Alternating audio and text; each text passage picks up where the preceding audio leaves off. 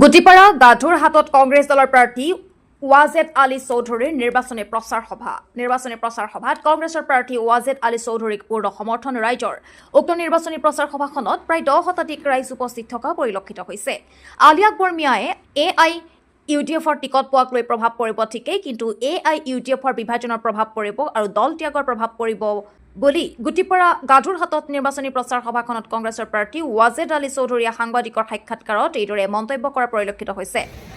ভাবে যেভাবে আমাদের কথা বলে সেখান থেকে রক্ষা পাওয়ার জন্য আপনারা আগামী 9 তারিখে ভারতীয় জাতীয় কংগ্রেসের মনোনীত প্রার্থী হিসাবে আপনাদের কাছে আবেদন জানাই যে আপনারা নিজের অস্তিত্ব রক্ষার জন্য নিজের অধিকারের জন্য আপনারা ভারতীয় জাতীয় কংগ্রেসকে ভোট দিয়ে আপনারা কংগ্রেস দলকে শক্তিশালী করেন, কংগ্রেস সরকার গঠন করার সুযোগ দেন।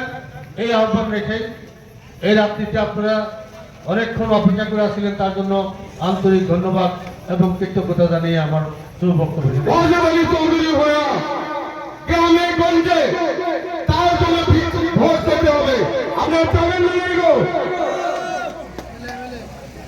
আমরা যাতে রেকর্ড সংখ্যক ভোটে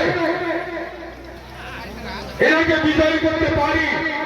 প্রথম ক্যাবিনেট